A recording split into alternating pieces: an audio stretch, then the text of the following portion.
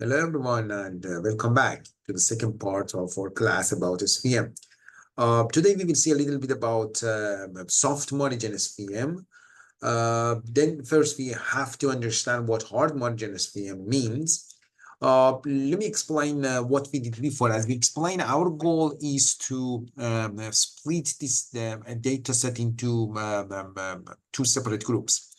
For example, if you have data set like this, there are several, as you can see first, this data set is linearly separable. We will talk about the cases that the data set is not linearly separable. When you have a data set which is linearly separable like this, there are several lines which can be considered to separate this data set. Among these lines, SVM will give us one criteria which can be used to find an appropriate line. As we explained before, we will consider the widest street which can be considered between these two data sets, and the line which divides this street into two parts, into two equal parts, is called the SVM classifier. This SVM classifier sometimes is called large margin classifier. So some property of support vector machine, first, adding more training instances of the street will not affect the decision boundary at all. It is fully determined by the instances located on the edge of the street. These instances are called the support vector. For instance, if we come back to this example, as you can see, these two instances can be considered to find this street. Then instances which belongs to the edge of a street really matters. These instances are called the support vector. And if you add other data points here or here, as you can see, they do not change this boundary. Another property of SVMs are sensitive to the feature scaling, which means that after feature scaling, the decision boundary may look better. This is something that we will see in some examples very soon. So we are ready now to see soft margin classification. If we strictly impose that all instances be off the street, and on the right side, this is called hard margin classification. In other words, if you want to find the classification and separate your data point, and if you want to have the zero tolerance, it means that you do not want to be flexible.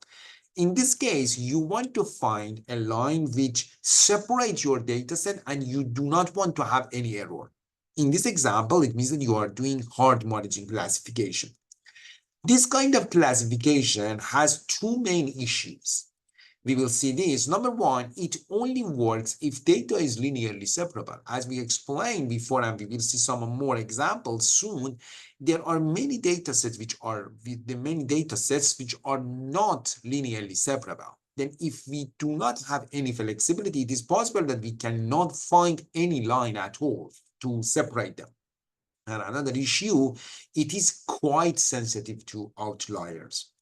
This is something that we can see in this example. Then see, for instance, here we have a data set which cannot be separated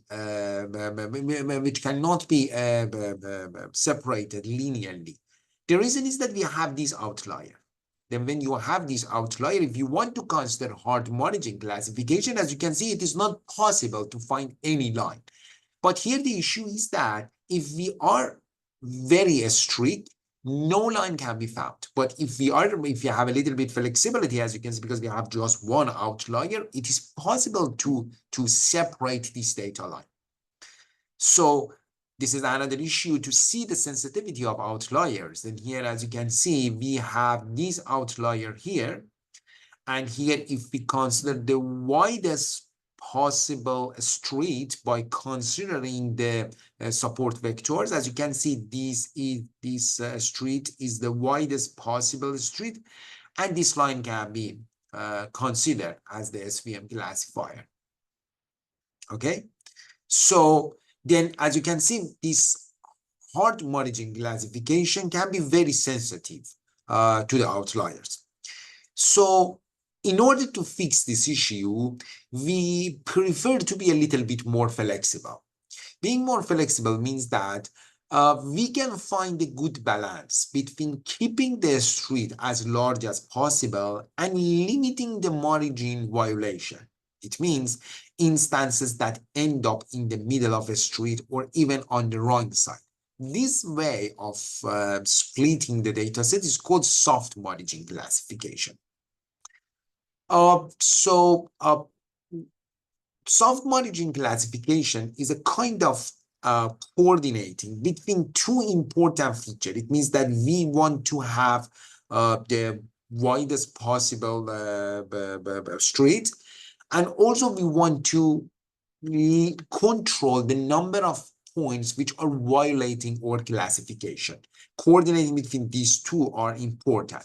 How this coordinating can be done in Skitland?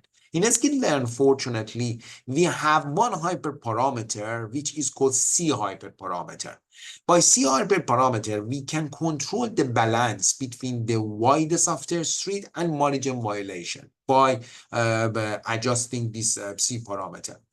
More precisely, we can say that the smaller C value leads to a wider street, but more margin violation. For instance, here, as you can see, we have C equal 1. When we have C equal 1, as you can see, you have the wider street, but as you can see, we have more line, more points, which are violating your classification. But when you have bigger C here, as you can see, you have the narrower streets. But here, as you can see, you have more points which are violating your classification. Okay, in another video, we will see more about this C hyperparameter. Thank you.